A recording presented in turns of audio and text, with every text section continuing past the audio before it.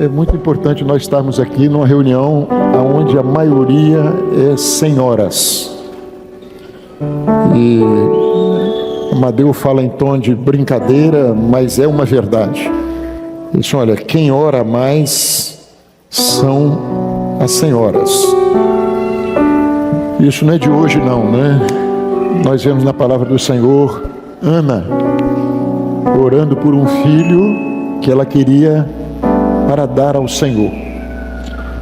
E eu estava ouvindo esses dias um testemunho de uma senhora, e o testemunho foi dado pelo filho dela. E o filho dela é considerado ou o maior ou um dos maiores evangelistas do mundo. Calcula-se que mais de 500 mil pessoas tenham sido salvas por intermédio do ministério dele. Foi Moody, nos Estados Unidos, pregou na Europa, mas foi um avivalista nos Estados Unidos. E ele deu um testemunho. Ele disse: minha mãe ficou viúva muito cedo, numa época muito difícil, onde as mulheres não trabalhavam fora.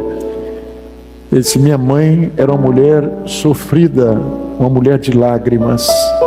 Ele disse: mas uma mulher de oração. E aí você pega e diz assim, né? Não é coincidência do filho dessa mulher ter se tornado um dos maiores evangelistas da história. Tinha uma mãe, e ele deu testemunho disso depois do falecimento dela. Ele disse assim: minha mãe, apesar das lutas, gente que hoje fala bem assim: olha, na minha igreja hoje foi um Pentecostes. Que Pentecostes? Houve um grande avivamento. Que avivamento? Os verdadeiros avivamentos não foram o que muita gente pensa, um grupo que canta muito bonito, um culto animado, um pastor que sabe, tem uma oratória muito boa e sabe emocionar o público. Isso você não precisa do Espírito Santo para fazer. Você faz sem o Espírito Santo. Mas avivamento de verdade é só quando o Espírito Santo opera na vida de um povo. É só o Espírito Santo. O homem não faz avivamento. Um grande orador não faz avivamento. Um grupo de louvor extraordinário não faz avivamento. O fogo é fogo do Espírito, não é animação. E os avivamentos começaram quando homens, mulheres foram aos pés do Senhor orar, chorar aos pés do Senhor. E o que aconteceu? Como é que começa um avivamento? E aí eu quero recapitular com vocês. Nós estamos estudando as igrejas, as 7 cartas, as 7 igrejas da Ásia, não é isso? A primeira igreja foi a igreja de qual? Éfeso. Éfeso foi a primeira igreja. Aí eu pergunto a vocês: como é que foi o avivamento em Éfeso? Teve avivamento em Éfeso? Teve ou não? Éfeso começa com avivamento. Qual foi o avivamento de Éfeso? Pentecostes, não foi isso? Ou não? Um vento veemente, o som de um vento veemente, impetuoso, línguas de fogo, língua estranha, cada um ouvindo a sua própria língua, e Deus operando ali uma obra gloriosa. Mas vamos voltar um pouquinho antes de Éfeso. O início de tudo. O Senhor Jesus foi à cruz do Calvário, morreu. Os apóstolos se abateram, ficaram com medo, e tinham razão para ter medo. Ele falou que ia ressuscitar. Daqui a pouco chegou a notícia: olha, tem uma mulher que diz que o túmulo está vazio. Maria diz que ele ressuscitou. A notícia já, será? Ainda ficaram com dúvida. E Jesus tinha dito que ele ressuscitaria. A profecia mostrava que Jesus ia ressuscitar. Ele ressuscitou? Será que ressuscitou?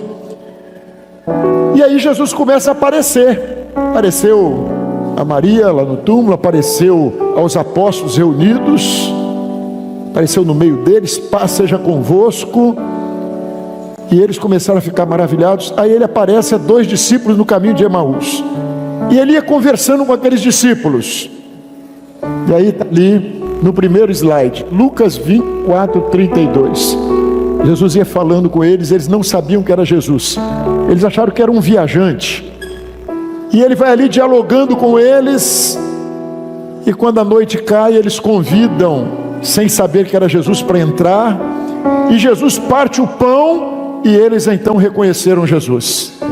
Jesus está vivo, Jesus ressuscitou, e o mais maravilhoso, Ele está falando conosco, Ele está falando conosco, e aquilo muda tudo na vida deles. Eles iam descendo para Emaús, mudaram a direção e foram para Jerusalém, porque a ordem era essa, eles tinham de permanecer lá, a profecia era essa, o fogo ia cair em Jerusalém.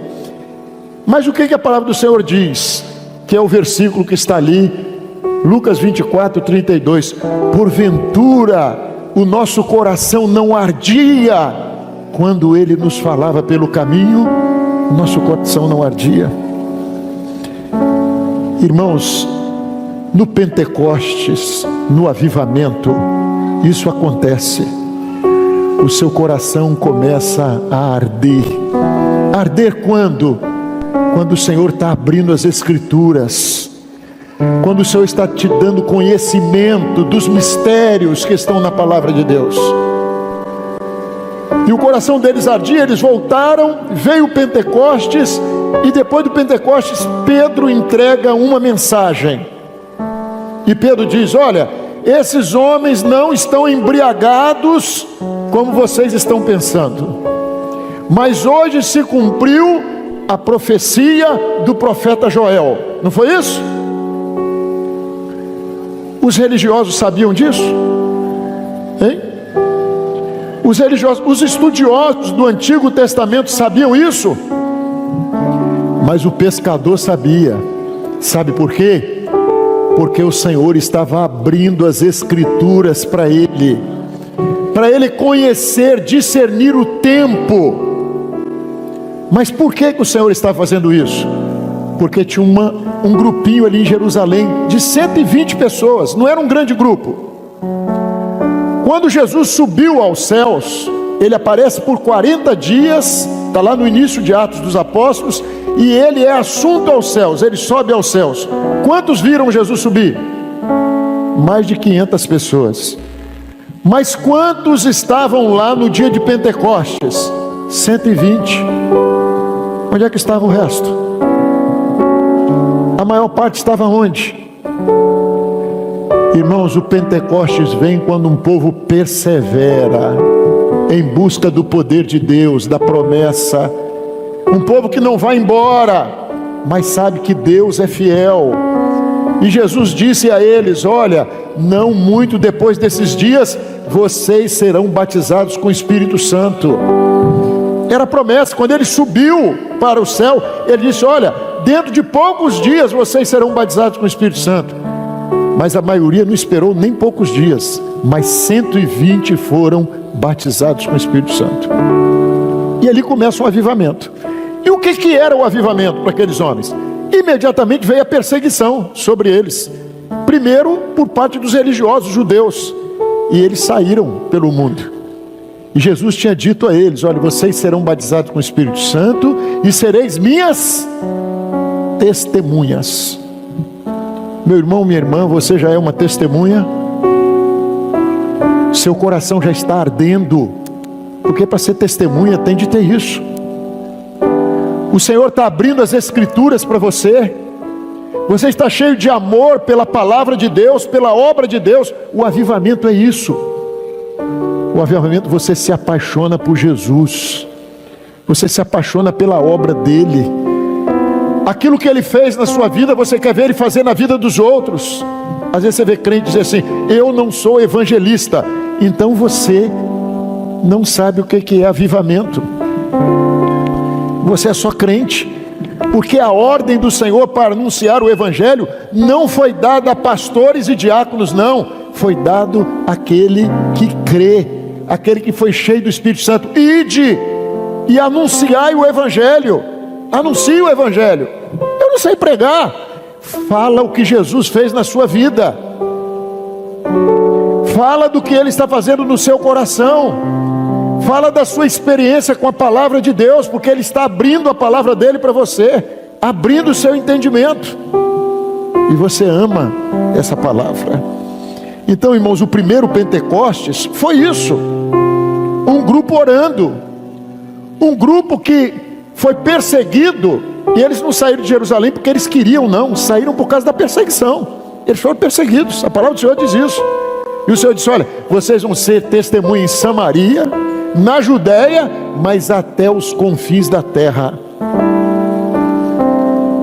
Saíram perdendo bens, deixando parente para trás, interesses para trás. Saíram, mas por onde eles foram anunciando: olha, Jesus ressuscitou, Jesus está vivo, Jesus está falando, eu tive um encontro com Ele, e eu não posso me calar acerca daquilo que eu tenho visto e aquilo que eu tenho ouvido.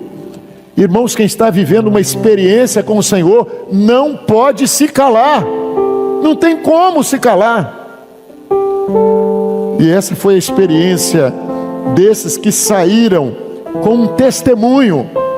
Prenderam lá Pedro, João, açoitaram. Vocês estão proibidos de falar nesse nome. Olha, julguem vocês se é justo, eu vou obedecer os homens ou obedecer a Deus.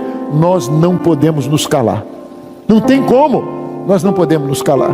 Meu irmão, minha irmã, você pode estar com luta, você pode estar com problema, mas se você é cheio do Espírito Santo, se Deus está realizando uma obra e você está vendo o que Deus está fazendo, você é um desses que não pode se calar. Pastor, eu não estou vivendo isso. Vai aos pés do Senhor, porque o que prometeu, a promessa é verdadeira. E lá em Pentecostes, Pedro disse: olha, essa promessa, ela diz respeito a vós, aos vossos filhos e todos aqueles que o Senhor chamar. O Senhor te chamou? Chamou você? O Senhor te chamou? O Senhor não te chamou para ser crente, o Senhor te chamou para ser cheio do poder de Deus. Ele quer o seu coração ardendo. Esse Moody que eu citei aqui era filho de uma serva de Deus. Ele estava assistindo um culto e o pregador falou bem assim: o mundo está para ver o homem que entregar totalmente a sua vida nas mãos de Deus. O que Deus vai fazer na vida desse homem? Ele era um jovem, 20 e poucos anos. Ele estava sentado ali, ele disse assim: o pastor não falou que Deus precisa de um homem inteligentíssimo. O pastor não falou que Deus precisa de um homem rico, de um homem poderoso. Ele disse que Deus precisa de um homem que entregar a vida nas mãos de Deus. Ele orou e disse: Senhor, eu quero ser este homem. Eu quero ser este homem.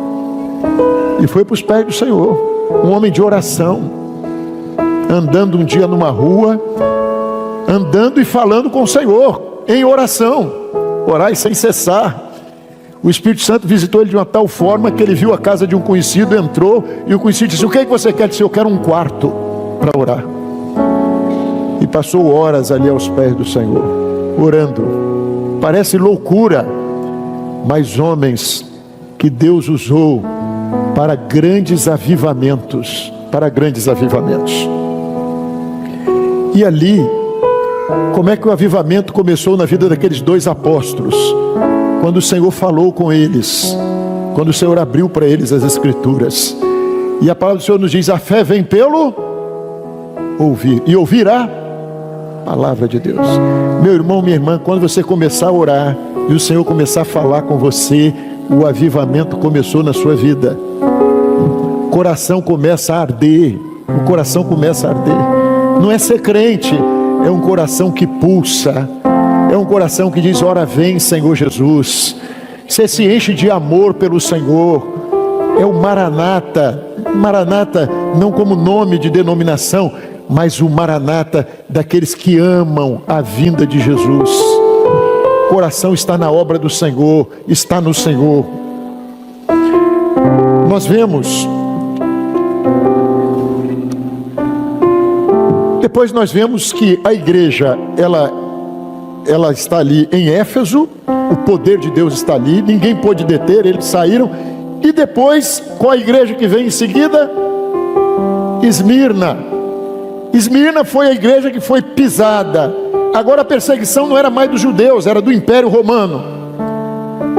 E aquela igreja era pobre, perseguida, não tinha templo para se reunir. Reuniam nas casas, nas catacumbas, nas matas, escondidos.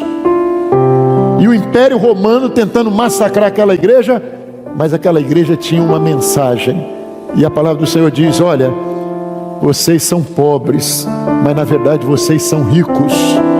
Tinha uma riqueza, guardaram a palavra, o poder de Deus, e Deus operou maravilhas.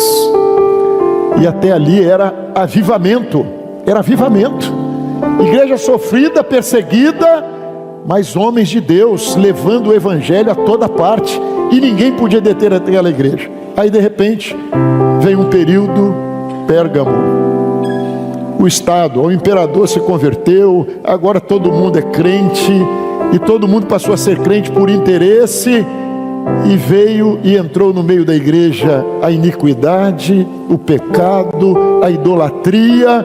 Deus parou de falar. Agora era o tempo dos filósofos, dos grandes homens, dos grandes templos que não tinha no passado, templos suntuosos. E agora todo mundo é crente, mas o coração já não ardia, já não havia mais o poder de Deus. O Espírito Santo parou de falar, os dons cessaram. E ali vai Pérgamo, depois vem Tiatira, período de trevas na história do cristianismo. Deus sempre teve um remanescente fiel. Você vai ver isso em todas as cartas. Quem tem ouvidos para ouvir, ouça.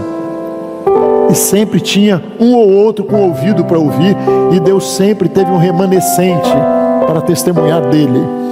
Mas foi uma época de trevas. Entra a Idade Média, trevas.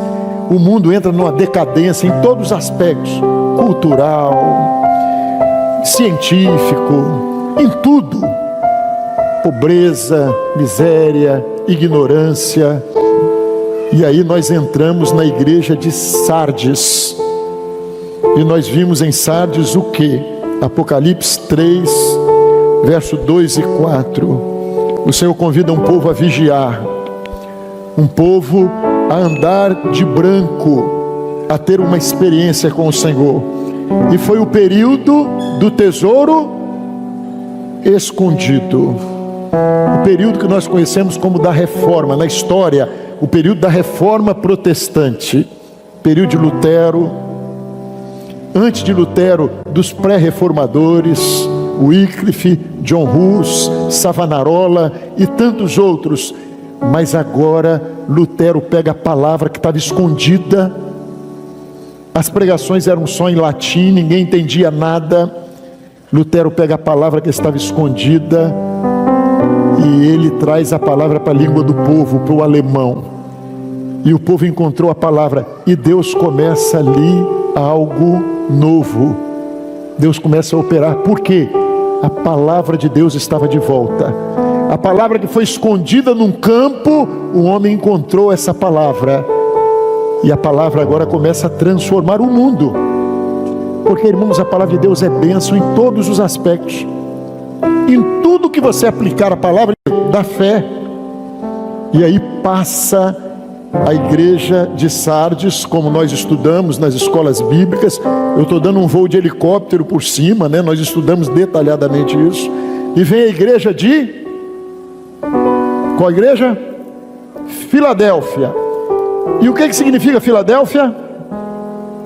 Hein? Vou falar com o pastor Alexandre para não terminar o estudo das 7 cartas, não. Tem gente que ainda não sabe. E foi repetido muitas vezes.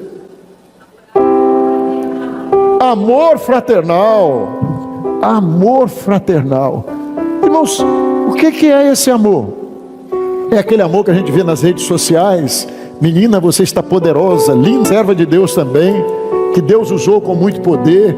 País de Gales, Estados Unidos, em diversas partes, o mundo começa a experimentar um grande avivamento. Milhares de pessoas se convertendo. Um pregador, ele prega a palavra para uma multidão e não tinha caixa de som, microfone, era no grito mesmo. E milhares de pessoas ouvindo a palavra, saíam para pregar. Os irmãos Wesley saíam para pregar aonde os trabalhadores iam para as minas de carvão, parava ali de madrugada na rua para pregar o evangelho.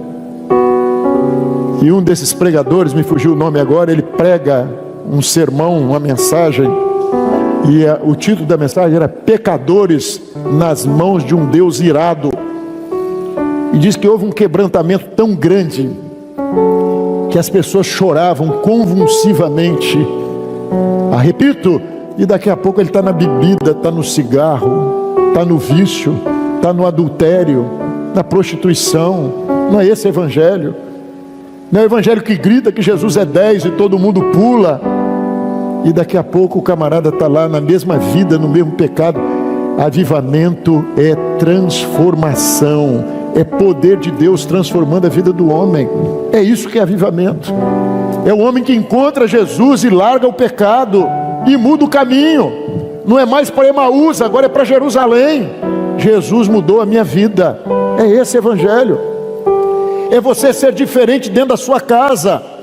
Não importa se seu esposo é ou não, ou para os maridos aqui, se a esposa é ou não, mas você está ali por bênção, nas mãos do Senhor, testemunha do Senhor, falando do Senhor, vivendo a fé, testemunhando para os filhos de uma fé verdadeira e não de uma fé fingida.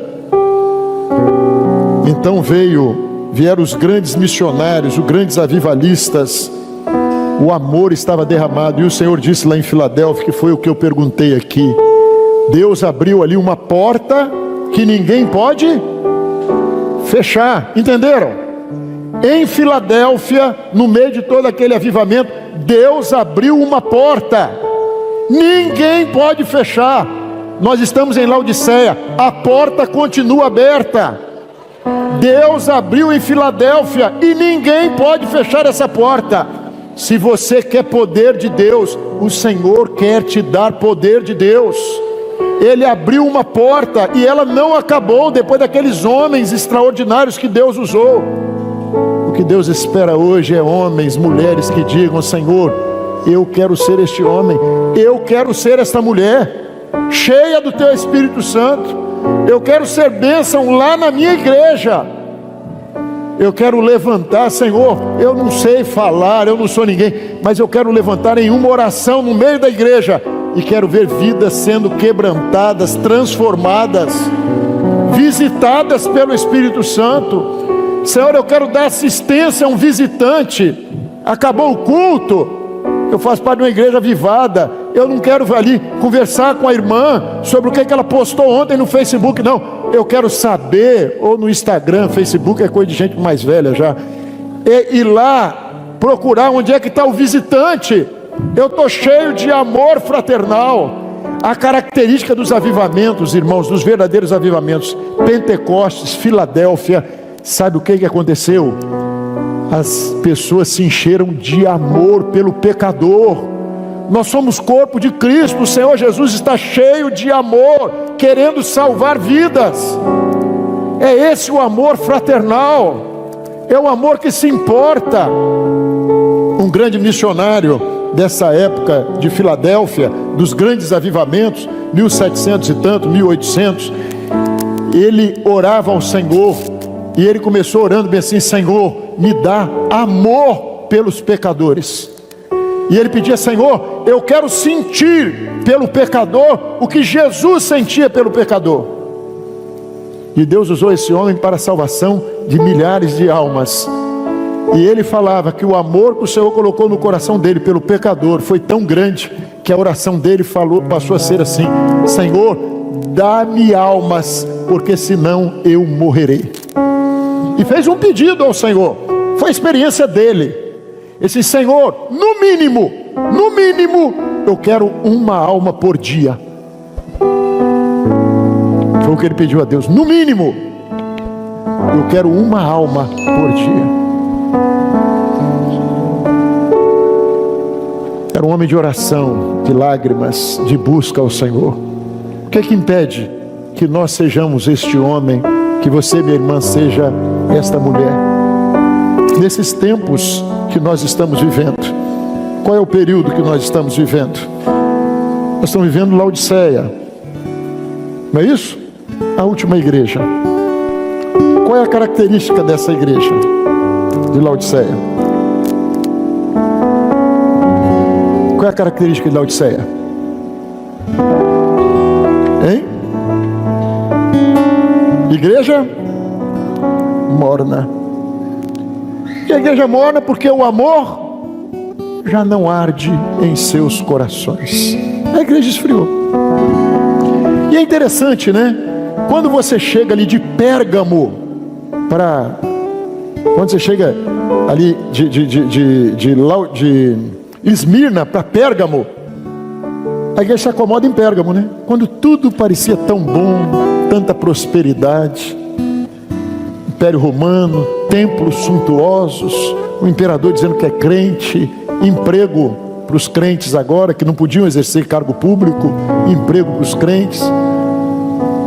E a igreja se acomodou. E agora, depois de Filadélfia, depois de Sardes, Filadélfia, o mundo experimenta um grande desenvolvimento. E Laodiceia vai dizer o quê? Rico sou e de nada tenho falta. Para que Deus? Tem médicos, tem hospitais. Não tem mais. Você pegando a história da humanidade, você pega assim uma história de tragédias, de fome. As pessoas morriam de fome assim, mas não era que fulano é pobre e está com fome, não. Era fome porque não tinha irrigação, não tinha recursos. Quando vinha um ano de seca, de sequidão, às vezes 2, 3 anos, morria milhares de pessoas de fome. Gente com dinheiro, mas não tinha o que comprar. Isso é a história da humanidade. Pestes, peste negra, milhares e milhares de pessoas jogando em vala, porque não tinha como enterrar as pessoas. O mundo era assim, era um mundo sofrido. Mas agora vem um período, a medicina desenvolveu, a ciência desenvolveu, computador no bolso, né? Um celular é um computador poderoso, tudo na mão, não falta o que comer, não tem miséria no sentido, você pode ter alguém, mas tem o governo, se tem alguém passando fome é porque não foi lá pedir, porque o governo está dando alimento, tem o governo para suprir a necessidade, né? Tem aqui um salário para quem não tem emprego, é o mundo de hoje, o Estado te dá, para que Deus? E aí vem a mornidão. Eu sou crente, crente que só vai na igreja domingo de noite, esfriou, só vai na igreja no domingo, chega lá, canta, dá nota, né? Gostei não, foi bom hoje não gostei, pastor hoje gostei dessa palavra dele. É o crente que não ora, é o crente que não participa do grupo de assistência, é o crente que não sabe a dor do irmão, não sabe a lágrima do irmão, é o crente que não jejua domingo até 9 horas da manhã, ele acorda, gosta de tomar um cafezinho às 7, 7h30, não jejua, é infiel. Se marca uma reunião com as crianças, não tem tempo, estou com pressa, não vou ficar não. É o crente morno, não tem amor pela palavra, não vai na escola bíblica, porque domingo ele gosta de dormir até mais tarde, ele não vai à escola bíblica. Irmãos, essa igreja é a igreja de Paulo, é a igreja de Febe, é a igreja de Priscila, está lá no Antigo Testamento, nossas irmãs na fé. É aquela igreja, é Éfeso, é Filadélfia, mas a porta continua aberta. aconselho-te que de mim, você, se tem alguém aqui, mas se você está morno, a porta está aberta. O ouro, poder, da parte de uma igreja viva, de uma igreja renovada, de uma igreja que está vivendo o Pentecostes, vivendo a bênção que Ele quer conceder. A porta que abriu-se em Filadélfia permanece aberta. Deus tem hoje um remanescente fiel lá na sua igreja. Deus tem gente ali fiel, e oxalá que você seja um destes que está ali fiel, servindo ao Senhor em dias de mornidão, em dias de um cristianismo morno, mas que você possa hoje ser cheio do Espírito Santo. O Senhor quer acender esse amor, quer encher você desse amor fraternal, desse amor sincero. Comunhão. Esse amor fraternal é comunhão uns com os outros. Se hoje ouvirdes a minha voz, não endureçais o vosso coração. A palavra do Senhor diz lá em João, que a fé que vem pelo ouvir, quando o Senhor começa a falar, você começa a buscar, e Ele começa a falar, seu coração se enche de fé. A fé é Jesus, porque Ele é o autor e consumador da fé. Jesus entra na sua vida, e você passa a ter a mente de Cristo, e o Senhor começa a usar a sua vida para a glória e louvor dEle. A fé vem pelo ouvir. Os discípulos ouviram e o coração ardeu, e o Senhor abriu as Escrituras. O Senhor quer abrir as Escrituras. O Senhor quer operar na sua vida. O Senhor quer avivar a obra no seu coração. E o Senhor quer você cheio do Espírito Santo, fazendo parte de uma igreja viva, que é a igreja que será brevemente arrebatada. De pé, irmãos.